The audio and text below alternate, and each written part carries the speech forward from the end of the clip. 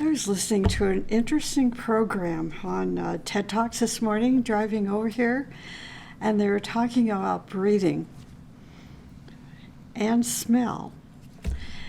And I learned so much about the nose and the nostrils and smelling. The breathing was not anything I didn't know, actually, but the smelling was. They were talking. One TED Talk person was talking about how smell will evoke past memories, and how smell activates the emotions. And so there was a perfumer that came in and talked about how she and her team were creating different fragrances of a particular, war. I can't remember the war, but it was an old war because they had horses. It was probably the Civil War, actually. And all the different smells that the men would remember, from dying horses and all that gruesome stuff. And it was so interesting. And then they talked about how the flow of air through the nose fluctuates from one nostril to the other. And then they gave a suggestion of taking a cup of coffee, very aromatic coffee, and smelling it with both nostrils, and then closing down one nostril and smelling, and then the other nostril. And what a different smell the smell was. And when both nostrils were open, it was like harmony. When one nostril was open, it was like a melody, the smelling of coffee. It was so interesting. Anyway, I just wanted to share that because I figured not everybody was listening to TED Talks this morning. So this morning I'm going to be talking about cooperation. And cooperation starts from within. So let me start with a quote by the writing of Torgrim Sardarian. He said that cooperation is a great discipline because in the process of cooperation, we surpass our self-seeking ways, our self-interests, and our ego. And we try to recognize the interests of the group as a whole. The principle, he says, the principle of cooperation underlies all existence and pushes everything toward right and harmonious relationship. So I was thinking, sometimes people in general are very antagonistic toward the process of cooperation because they see cooperation as a manipulation. You must cooperate with me if you want an increase in your paycheck. You must cooperate with me if you want to move up on the ladder of management and so forth. And I do think that people in general in leadership roles begin to think that everybody needs to, under their wing, let's say, needs to cooperate with their way of thinking, their process of doing, and so forth. Spiritually, what we want to train ourselves to understand about cooperation is, spiritually, we are going to cooperate with a principle. We are going to cooperate with a vision. We're going to cooperate with a need. So if we learn how to cooperate with a vision or a principle or a need, that removes the personalities of the individuals and it sets them aside and helps us understand the purpose of why we are working together. We are cooperating with a vision and different parts and aspects of a vision that we all have a responsibility for. So with everything I'm going to be talking about this morning, there's a lot of words, but this is the essential part to me of what cooperation means to us on a day-to-day basis, particularly those of us that work with groupings of people, or with a boss, or with several bosses, to keep that in mind. That we're cooperating with principle, with vision, with need, purpose, and so forth. Then we won't get blindsided, by personalities. So I'm suggesting that we really think about cooperation this month, or even for the next several months, to write articles on this subject and try to find the many instances in which you see the principle of cooperation operating in nature. That's the first thing to observe, the principle. How is the principle of cooperation working in nature? How is it working in your personal life, your relationship life, the life of the planet, and also with cosmos? It's not quite as easy, but if you are knowledgeable about the cosmic magnet, then you can begin to see how cooperation, or the principle of cooperation, is or is not working with the energy flow of the cosmic magnet. But to start with just observing nature and how that principle of cooperation functions within nature, and then how does it not? What do we see when it is not, cooperation is not functioning? Then our personal life and so forth. Let the word cooperation be the key note for you over the next few months.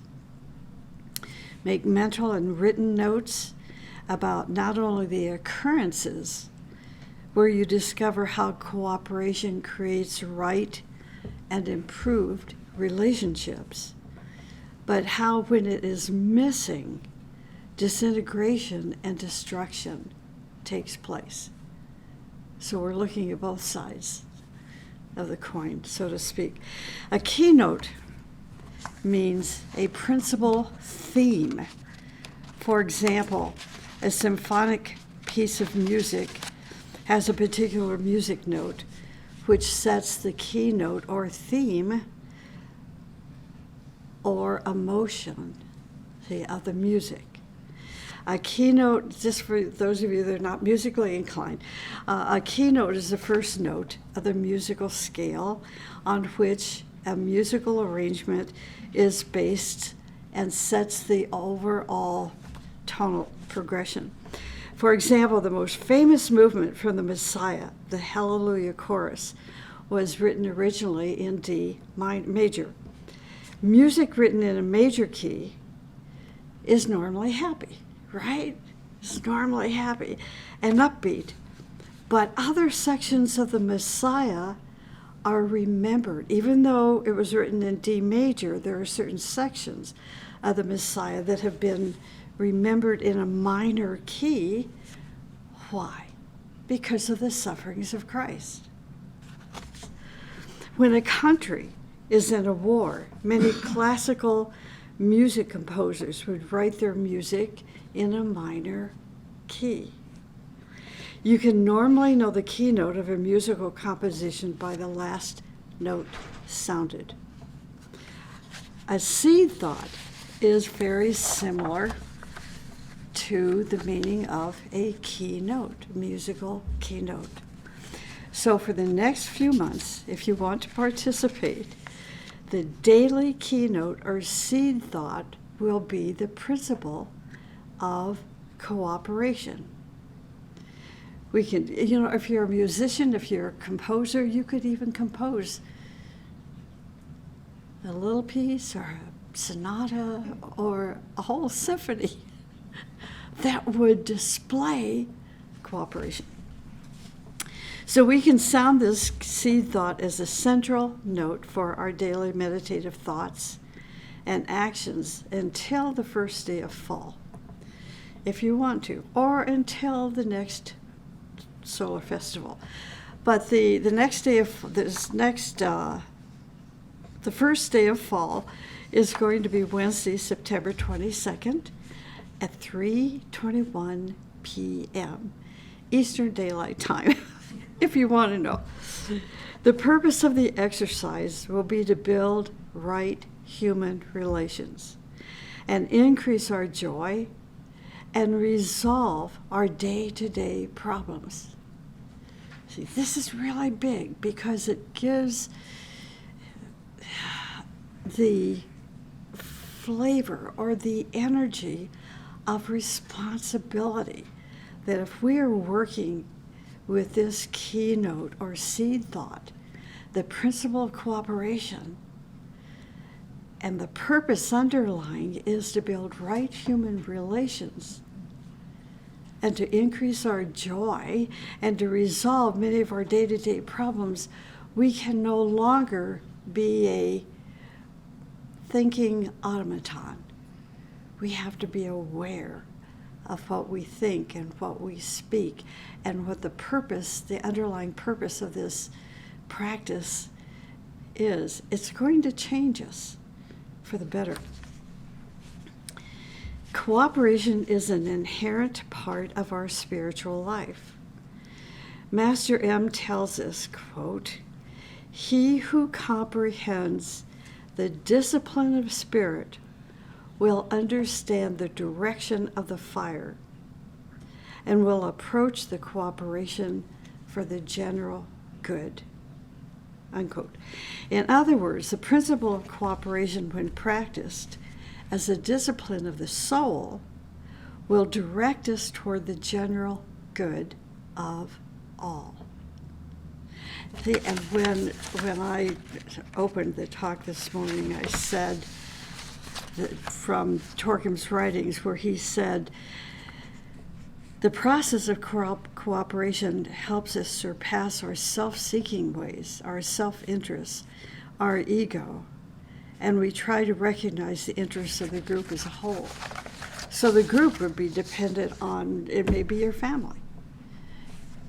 It may be your colleagues at work. You know, if you are the president of a country, it's a little broader responsibility there. The general good.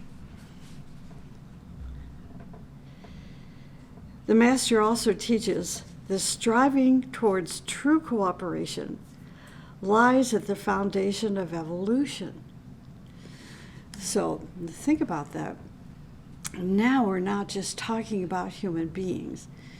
You know, we're talking about different planes of consciousness, our relationship with one another and with the planet and with other planes of consciousness will affect the evolution or the progress or the future of this humanity. That's how important practicing this principle of cooperation is for the general good.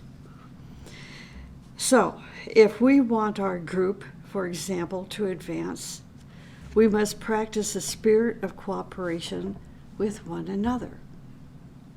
If we want our country to advance, it must cooperate with other countries, right? This is why the United Nations came into existence, I believe. Practicing right and harmonious human relations. Cooperation is an undercurrent which leads all forms of life to operate cooperatively to manifest potentialities within mankind and within nature. It's very plain and clear.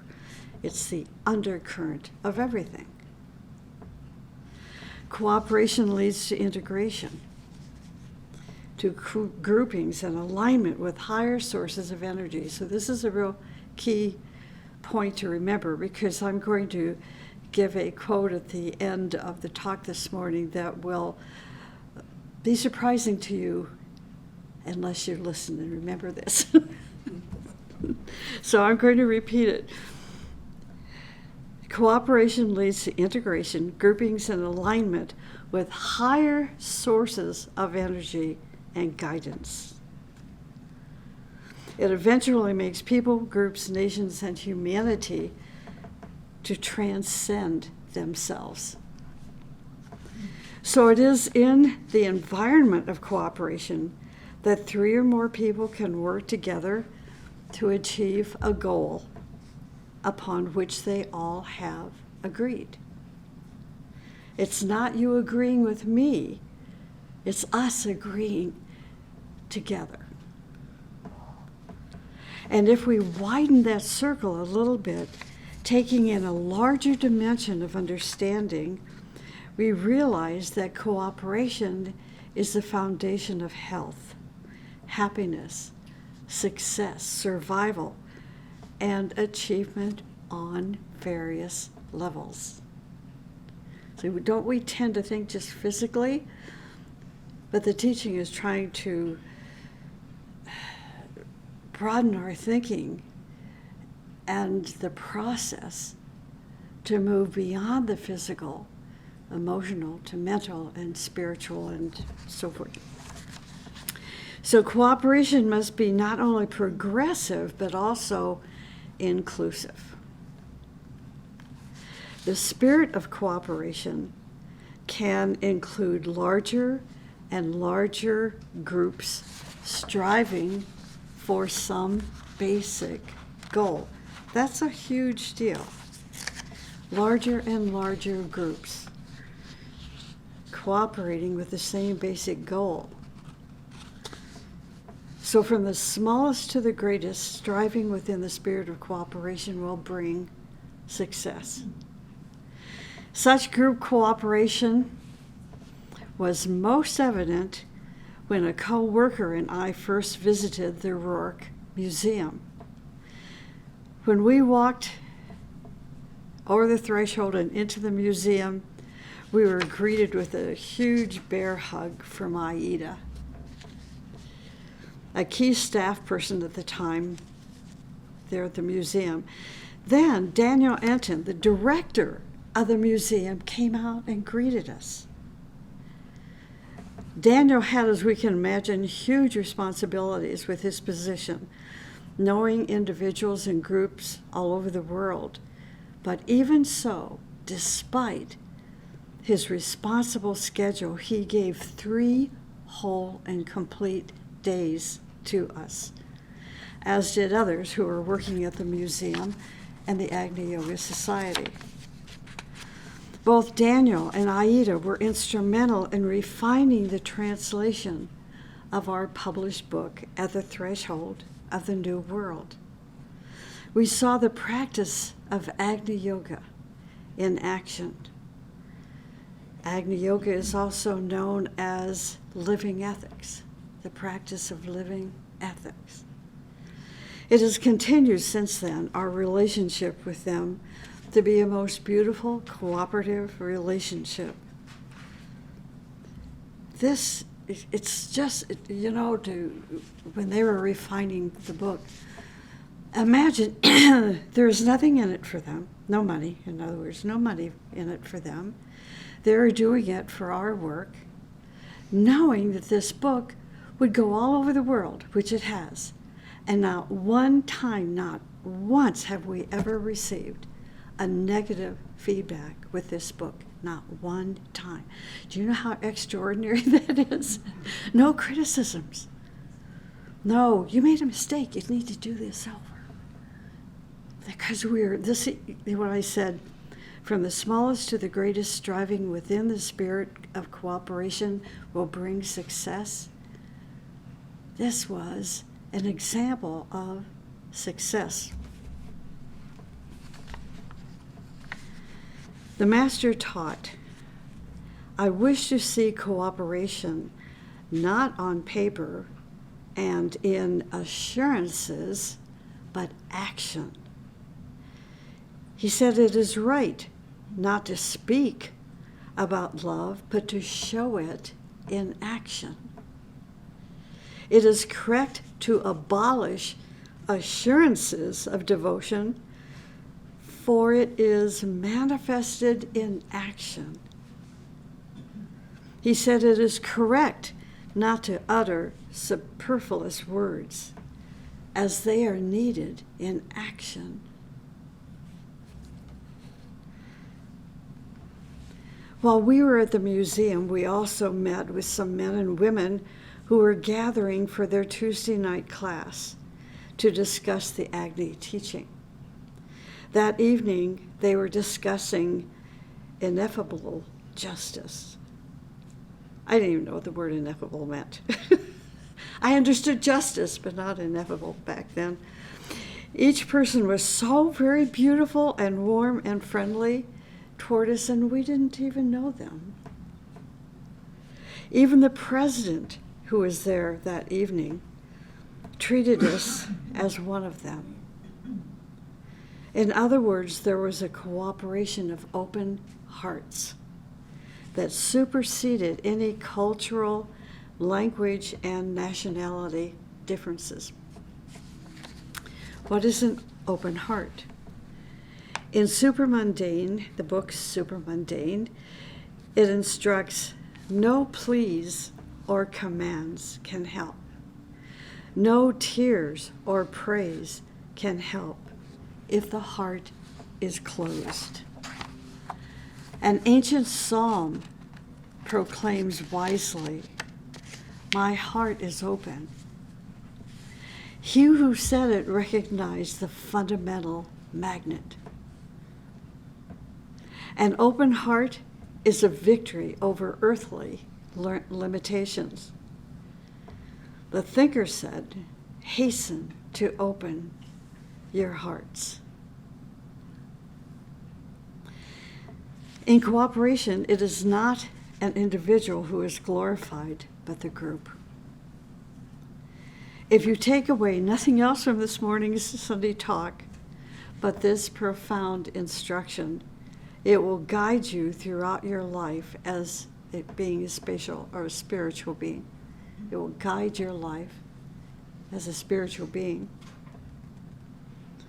In every cooperative labor, there exists a leader who attracts the co-workers by the magnet of a plan. So there's another. We had principle, we had vision, we had need, we had purpose. Now we have a plan. In every cooperative labor, there exists a leader who attracts the co-workers by the magnet of a plan. As the work proceeds, they turn into a source of inspiration and courage.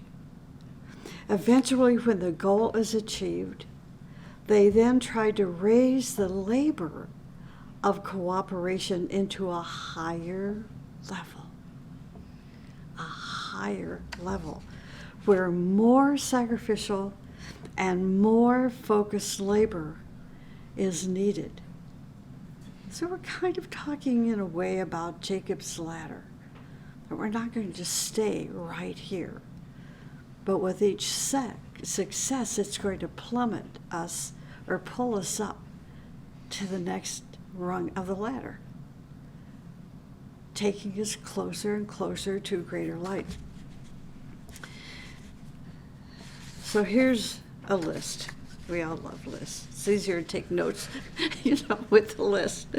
So what does cooperation do? And here's the list. The first, cooperation saves time, energy, money, and matter, and boy, does it. When it's like thinking about, the keynote of a composition. When a sour note comes in, it destroys everything. That's the destructiveness of what happens when a composer is trying to write, a beautiful piece of music and a sour note comes in.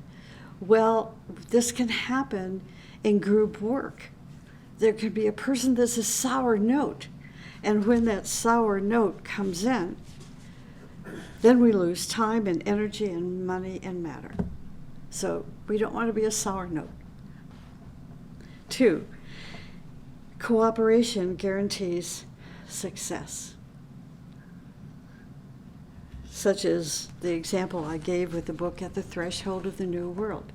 So many people, so many of us were working, starting with that book, starting with 2 Russians, Russian-born, a man and a woman, that said, we will do the translation for you.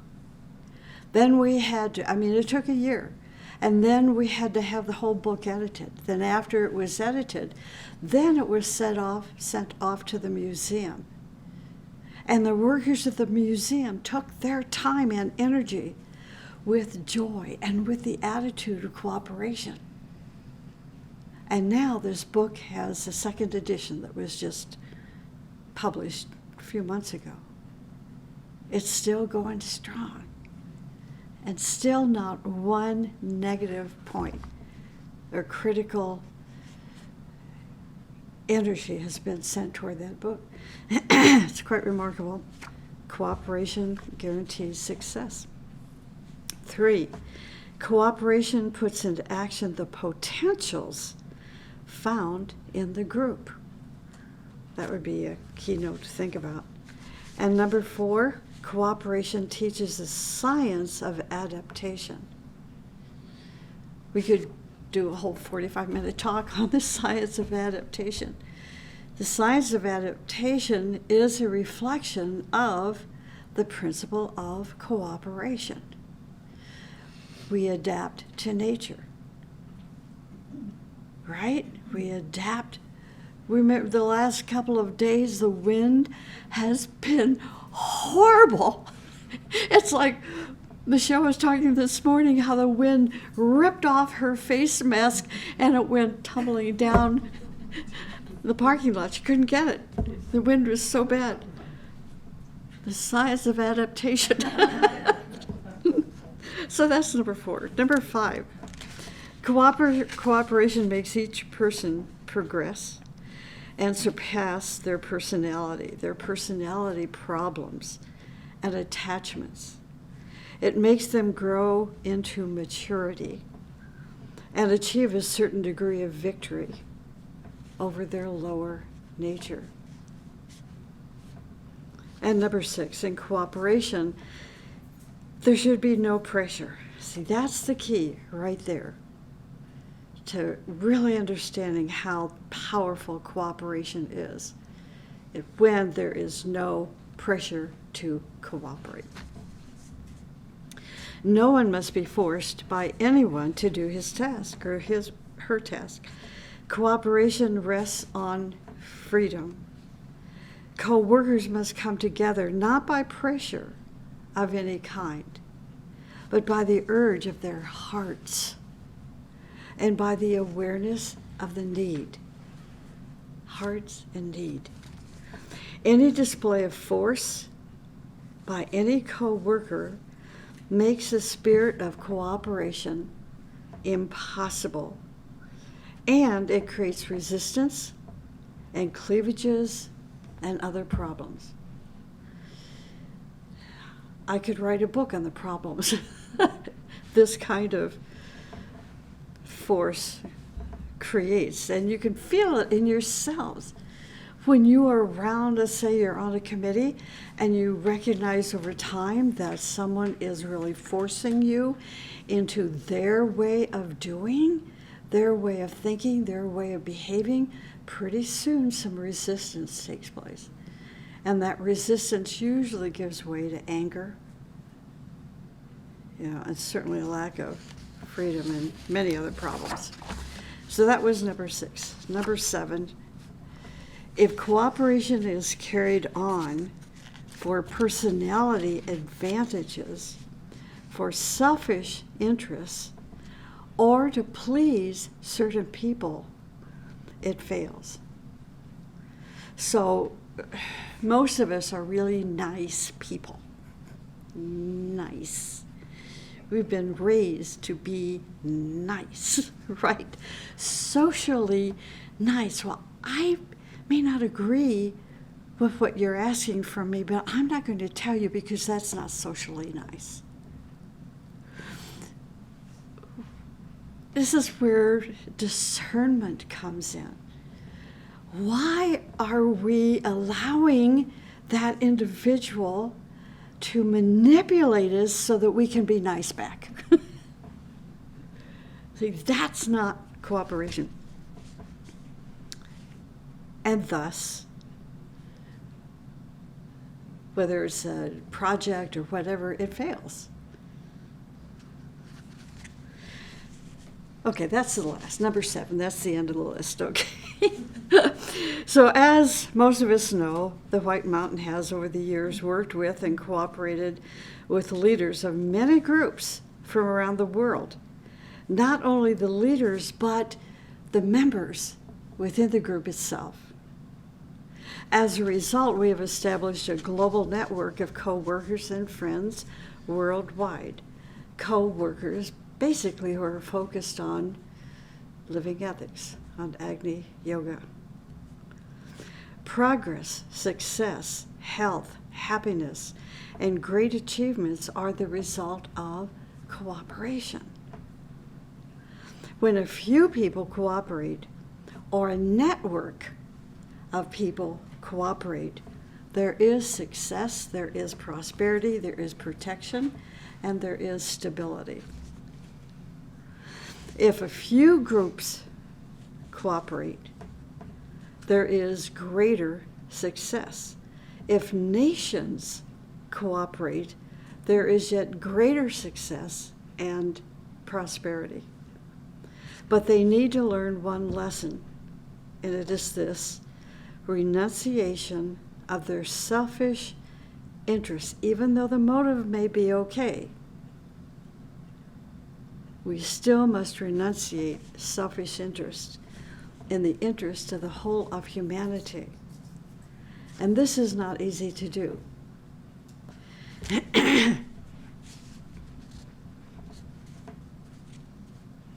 If we bring 3 people together and observe the quality of their cooperation, you are going to find that those who have good cooperation within their own nature will also have a really beautiful cooperation with their associates and friends.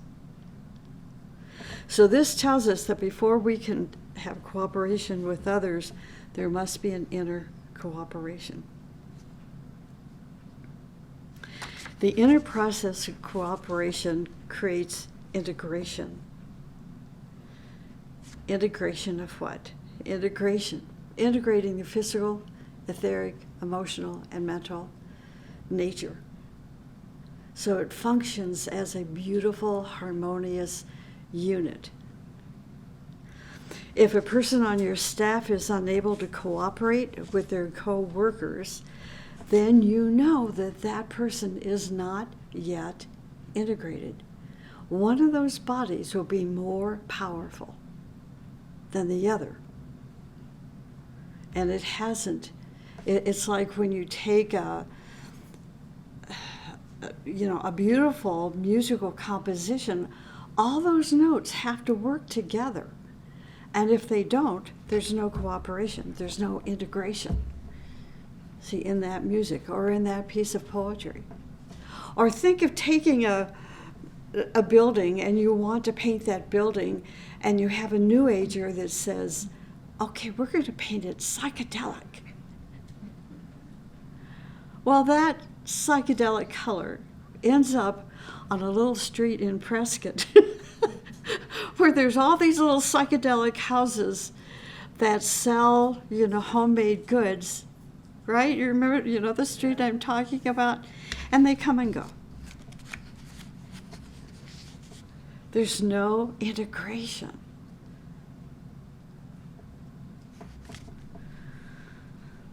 If there is a family member who is always causing trouble for the rest of the family, you will know that that family member has not yet integrated all parts of their personality, and thus they become a sour note in the family.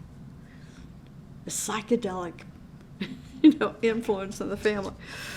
For a group or a family to stay together, all parts of the group must be integrated and physically, emotionally, mentally, spiritually healthy.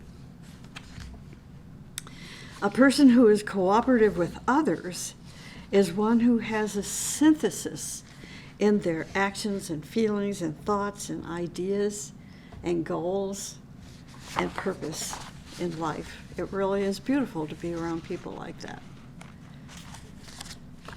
In the White Mountain office, committees and classes, if there is a person who is not yet integrated, such a person is going to cause us problems and at times cause interferences with the achievement of group goals, tasks, and so forth. This reminds me of something dear Torkham, our teacher and mentor, told me in the office one day. We were talking and I asked him why this particular person wasn't in the office, because they're so organized, so efficient. Everything they do is purposeful. He said, we're not ready for them. And I got it. And you will too if you think about it. What does it mean? You can be overly organized, overly this or that. There's no calmness, there's no peace. You're not breathing with both nostrils. It's like it puts so much pressure on the rest of us. Like, oh my God. And so, anyway, he always shared these one-liners with me that you never forget. You know, it's in this list in your mind, and it comes forward every once in a while. Of course, you would not expect to have the cooperation of enemies, but the final victory belongs to those who really formulate goals that are for the whole human welfare. When the personality and the human soul cooperate, it creates a progressive and balanced cooperation. Cooperation between people and groups must follow the same procedure between people and groups. There must be 3 or more in order to create cooperation. So what does this mean for us as a group? It takes ages to bring together the personality and the higher self. After they contact for ages, the personality is fanatic and the human being lives a spaced life until the third factor emerges. Until it emerges, there'll be no equilibrium. That's why balance is so important. Equilibrium is so important. Personality, higher self, and the human soul. All 3 must be working together. All 3 elements within our nature must be working together. This takes birth within the cooperation of the personality and the inner guide. Cooperation is renouncing our self-interest and working for the interests of all who are laboring for that cooperation. Discipline is related to getting rid of the ego. That ego which serves us so well back in the time of the Neanderthal man and woman. And animals, we needed that ego. But because of evolution and progress, now the ego needs to put over here because the soul is now awake and functioning in most people.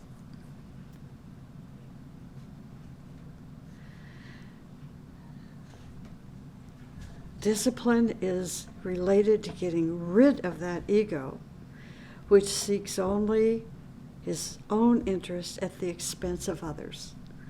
By working in a cooperative spirit, we eventually ask some questions. Here are the questions. What are those things in me which are creating obstacles for cooperation? This is we want to ask this question so we can develop this cooperative spirit. What are those things in me which are creating obstacles for cooperation? The next.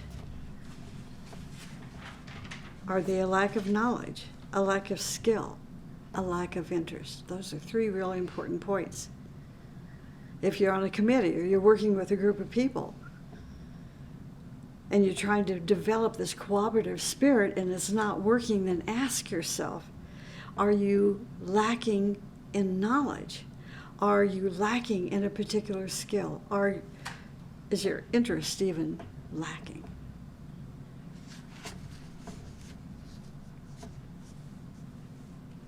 Any group or any committee is successful when the people on the committee or the group keep their self-interest out of the work and focus on the interest of the group as a whole, which includes individual interest. So people can benefit together and work together only if they renounce their self-interest for the good of the group and for what? The purpose or the principle or the plan or the need of the group. Now, let me leave you with a seed thought to ponder as you contemplate during the next few months on the keynote of cooperation, and this is it, okay? And this is from the book, Super Mundane, verse 28. It is difficult for many to imagine how cooperation can proceed between entities in three different states of consciousness. But in reality, the Master says, it is not so complicated.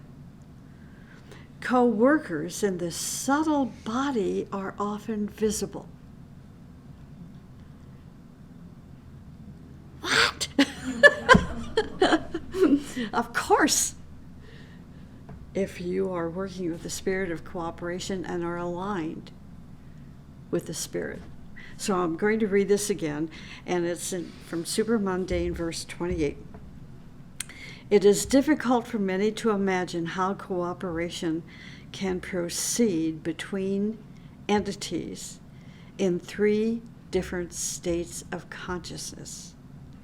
But in reality, it is not so complicated. Co-workers in the subtle body are often visible. This is a beautiful seed thought. You will be excited with what you discover.